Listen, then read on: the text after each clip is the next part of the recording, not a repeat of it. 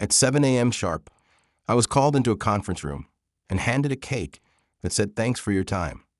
My project had been reassigned, my credentials deactivated, and the CTO said, "We're going in a more polished direction." I was escorted out while my teammates took selfies, but when the demo crashed live on stage 3 days later, they realized too late that I'm not a petty man. I built things. I built loyalty teams, software, and systems people used every day without knowing my name. For 14 years, I gave my blood and brain to a company that didn't blink the morning they buried me. It started in Portland, Oregon.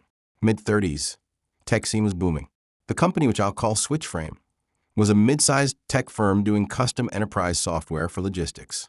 I was one of the founding engineers. Back when our server was a stack of crusty rack mounts in the CEO's garage and lunch was always ramen and lukewarm drip coffee, I was there.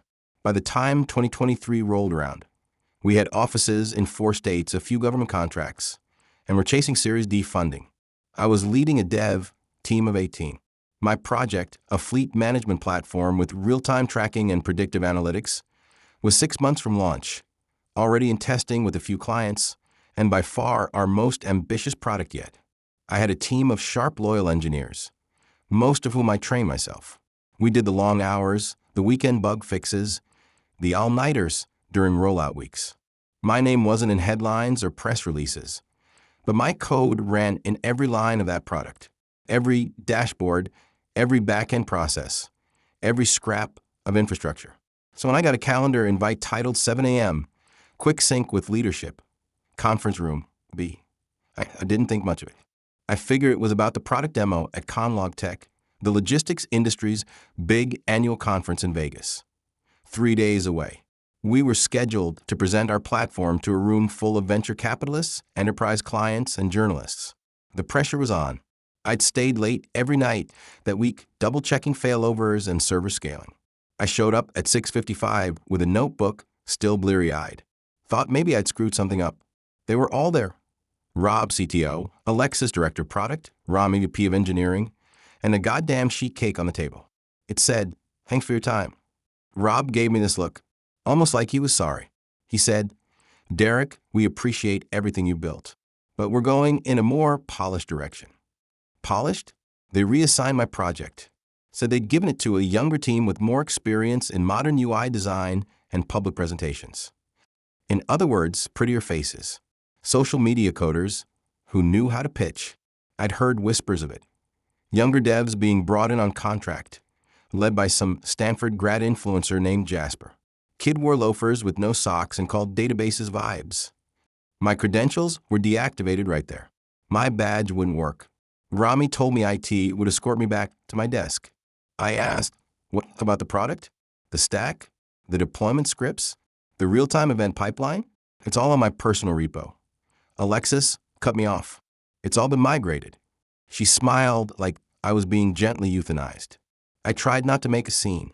I packed what I could, took my jacket, a family photo, and a thermos my daughter gave me. As I walked out, I saw my old team, people I'd mentored, worked weekends with, standing around Jasper taking selfies. They were laughing. I was invisible, not even a handshake. 3 days later, I was at home, drinking coffee in silence. My wife, Nora, tried to keep things light, saying maybe I'd finally get some rest. But I kept refreshing Twitter, because Conlog Tech was streaming their opening sessions live. At 10:02 a.m., Switchframe's presentation began. It was all polish. LED screens, custom motion graphics, slick transitions. Jasper swaggered on stage in a blazer over a t-shirt. He called the product Fleet IQ, which made my skin crawl. I clenched my jaw. Then came the demo. I saw the dashboard I'd built, the map overlays, the notification system, the smart prediction module that ran off a machine learning model I'd trained myself on a local GPU farm in my garage. Except something was off. Jasper clicked the live fleet view button. Nothing loaded. He tried again. Nothing.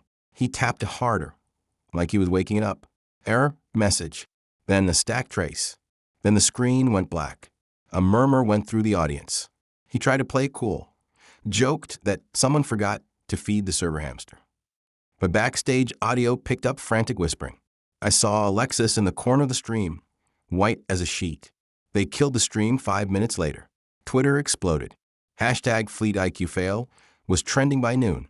And that's when I got a text from Isaac, one of my old senior devs. Just a single message. They didn't understand the deployment scripts. Of course they didn't, because the infrastructure was layered. The platform depended on a hybrid deployment between AWS and a custom container system I'd built, part open source, part proprietary, all managed through a series of shell scripts and Jenkins jobs tied to a very specific Git branching strategy. Without me, they didn't know where anything was. I didn't sabotage it. I didn't need to. But that's when the idea crept in. See, I've been careful. Over the years, I kept my own backup repo. Everything I wrote, I mirrored locally, not for revenge, just because I didn't trust cloud storage for personal work. My local dev environment was basically the original brain of the platform, and I still had it. While they were scrambling, trying to duct tape a demo together, I was pulling up Docker containers and testing the old modules. I knew the system better than anyone, and I knew its flaws and its triggers. There were warnings.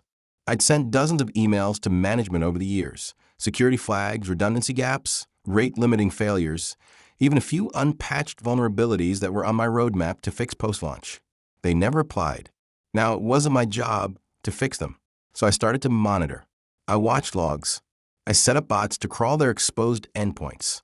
I didn't hack anything, I just looked. They hadn't changed the default credentials on the dev server. They hadn't rotated the tokens on their API. They even left a test key hard-coded in their JavaScript bundle. Child's play. One night, I found something else. A private repo belonging to Jasper, accidentally exposed via a config file on GitHub. Inside, half the presentation code, sloppy scripts, placeholder data, and worse, my code, my exact modules, lifted straight from my structure. No attribution, no license, just renamed functions and some slapped-on comments to make it look different. That was it. They didn't just fire me. They stole me. I stared at my screen until 3 a.m., my coffee cold, my hands trembling. That's when the plan started to form. I didn't sleep that night. I sat there in my home office, the only light coming from my monitor, going over every line of that stolen code. There was no mistaking it. They ripped entire modules out of my repo. Same functions, same data structure names, even the same typos in a few comments. They didn't even bother to hide it well. Jasper's little dream team had just reskinned my system, added some fancy colors, and slapped their names on it. That was it. I kept telling myself not to do anything stupid. My wife and I had 2 kids. Nora worked part-time, mostly to cover extracurriculars and our oldest daughter's braces. We had a mortgage. I couldn't afford to burn bridges, or worse, get in trouble legally. But it wasn't just about the job anymore. It was about being erased.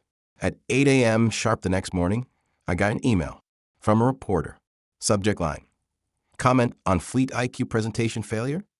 Some VC analyst had tipped off TechViews, a mid-tier tech news site that covered industry blunders, that something weird was going on behind the scenes at SwitchFrame. The reporter asked if I wanted to go on record. I didn't reply. Not yet, but I kept the email. At 2 p.m., I got another message, this time from a guy named Mark Godfrey, a former SwitchFrame client I'd worked closely with 2 years back. He was the CTO of a freight company based out of Spokane. He wrote, "Hey Derek, heard about what happened. Sorry man, FYI, we just got an official version of Fleet IQ for trial testing. It's a mess. Everything's broken. I told them we're pulling out. Hope you're okay. Let me know if you're doing anything new." That one hit me. Clients I'd built trust with were now being handed my broken system, wrapped in Jasper sales deck. That wasn't just sloppy. That was dangerous. These were companies that moved real freight, millions of dollars in live shipments. If tracking glitched or the predictive model broke, it could delay entire supply chains. I wrote back, "Don't use it. Not stable. There's missing patches and unsecured API tokens. You could leak, route, data." I tried warning them before I left. Mark replied with a single line, "Would you talk to my board?" That's when the idea stopped being a fantasy. I wasn't going to just expose them. I was going to bury them. I spent the next week quietly pulling threads.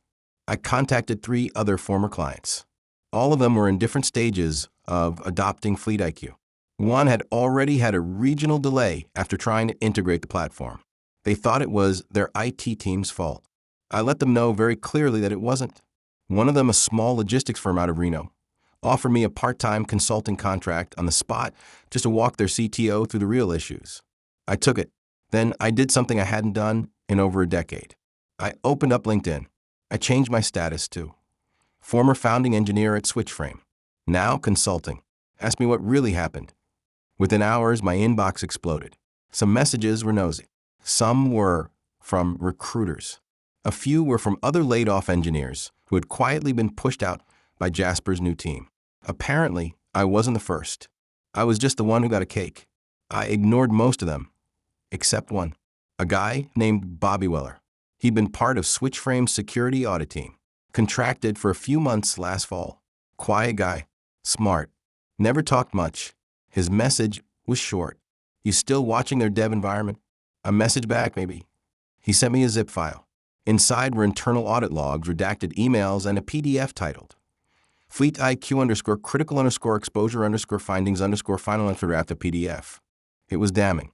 Turns out, during the product handoff, Jasper's team had ignored half of the security recommendations Bobby's team submitted.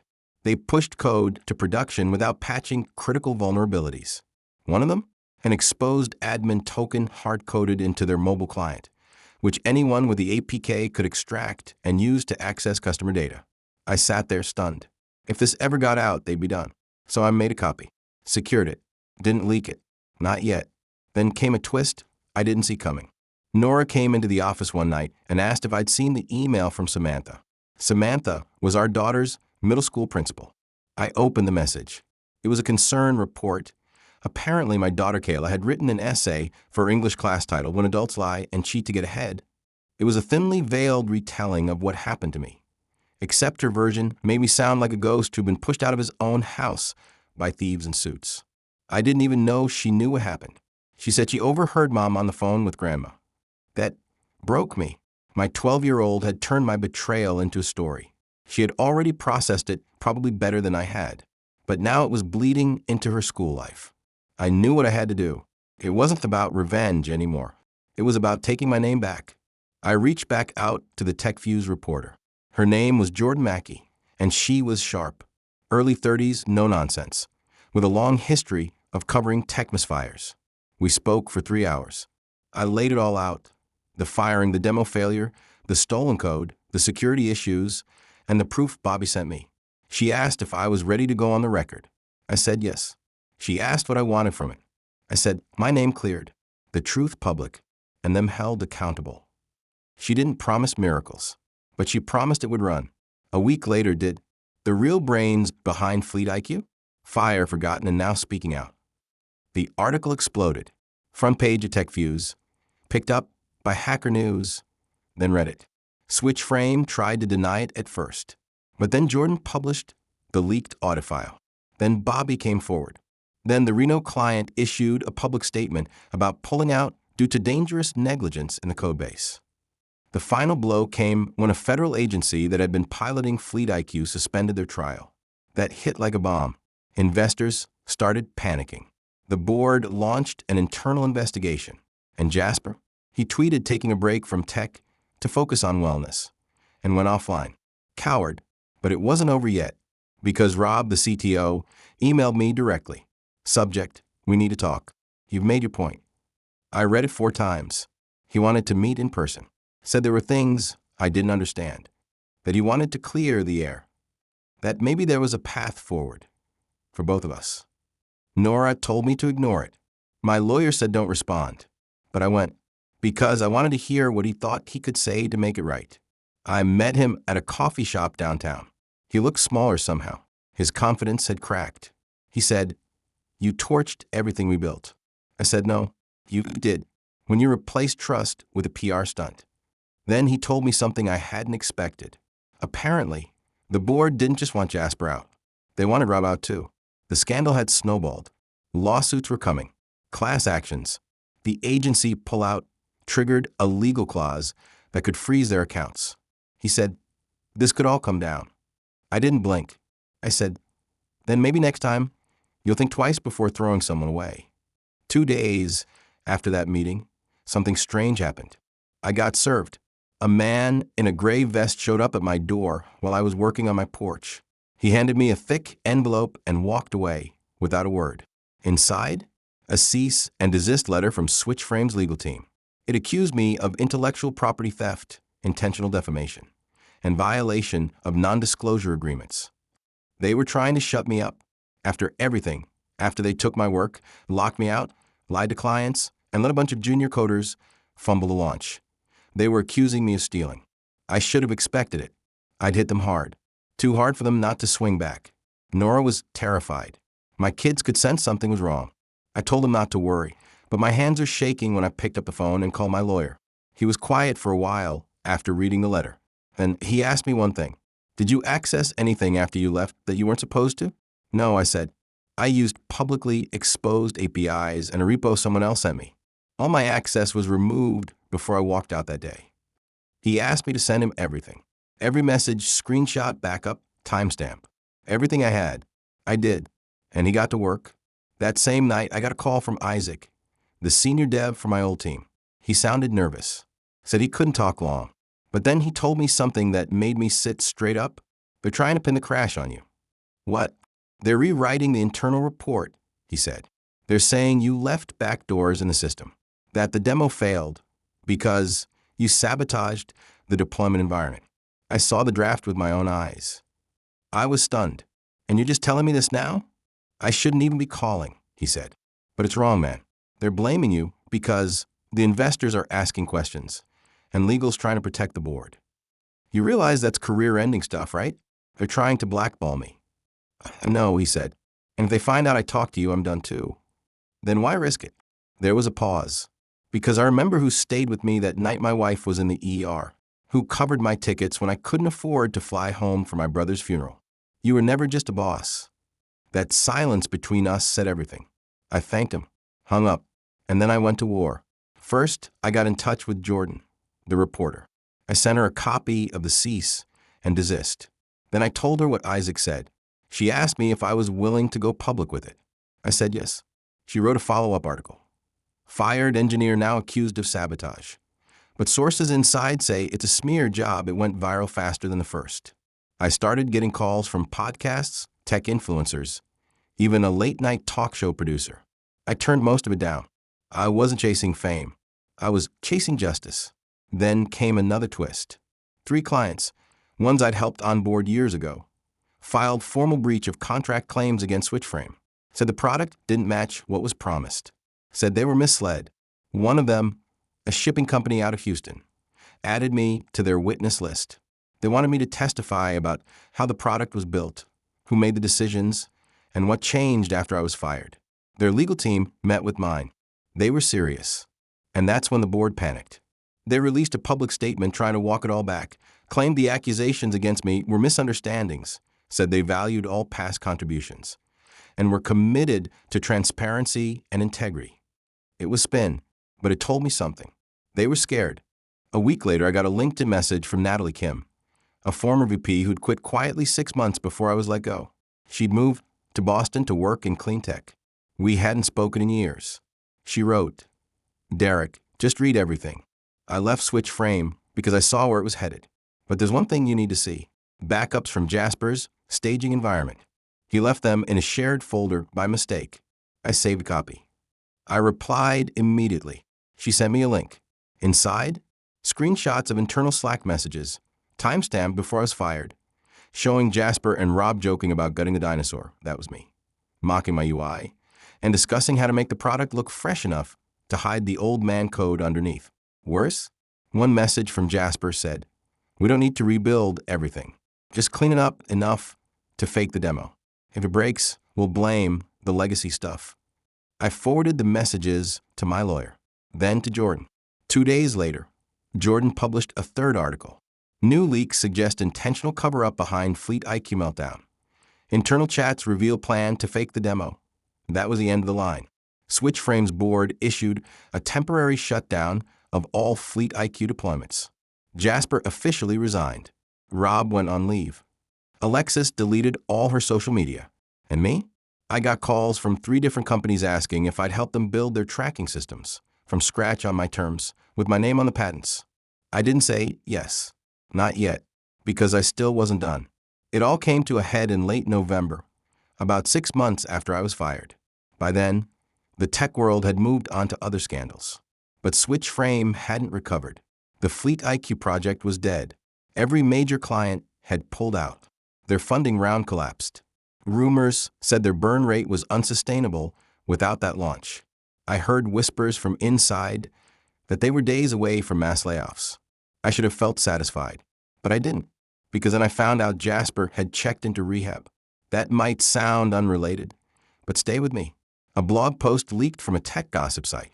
Someone who knew him, maybe a friend, maybe not, wrote a long piece describing how he'd spiraled after the media storm, started self-medicating, and had a breakdown during a pitch meeting and threw a laptop at a wall. His family did an intervention. His fiancée left him. The post said he was staying in a private rehab center in Arizona. I read the article 3 times. Then I closed my laptop, and I cried, not because I felt sorry for him, but because that was never the goal. I wanted accountability. I wanted the truth known. But this? A guy curled up in a desert room, detoxing from pills, dumped by the person he planned to marry?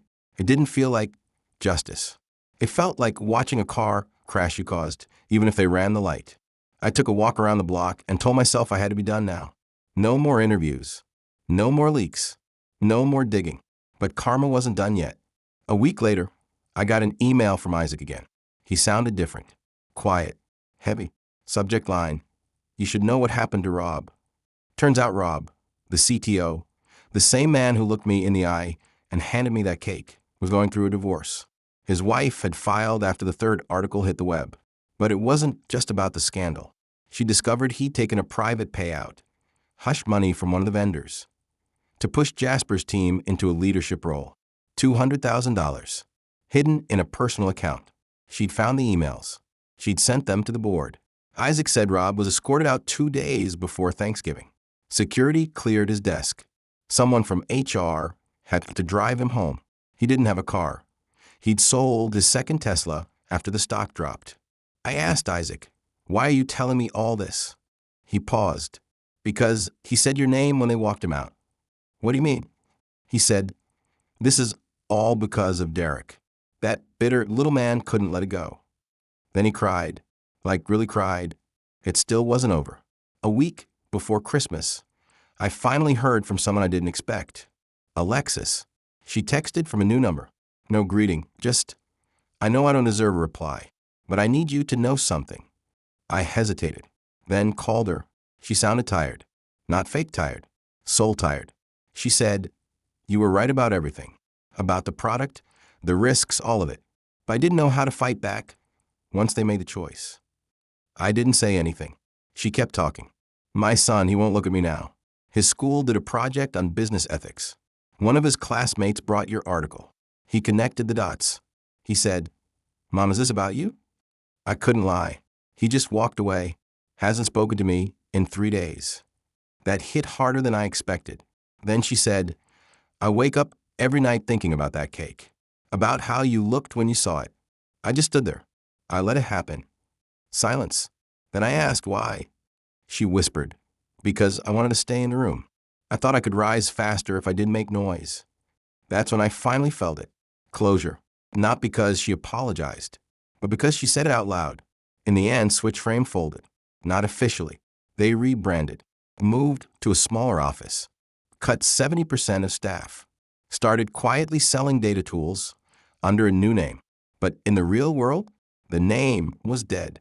Their trust was gone. Investors blacklisted them. Journalists stopped returning emails. Even local meetups wouldn't let their execs speak. Their reputation had been burned to ash. And I took a long time to say yes to anything. But I finally accepted an offer. A quiet one. No hype. A small startup in Montana, building scheduling software for rural medical clinics. Nothing flashy, but meaningful. They gave me full control of the architecture. They said, "You write the rules. We just want it to work." So I did. And every time I opened my terminal, I thought back to that day. 7 a.m., stale air, sheet cake on a plastic tray. I think about how quickly they forgot me, how loud they laughed when I walked out, how fast they turned, and how long it took to rebuild myself from the ground up. I didn't burn them. They burned themselves. I just made sure the world saw the smoke.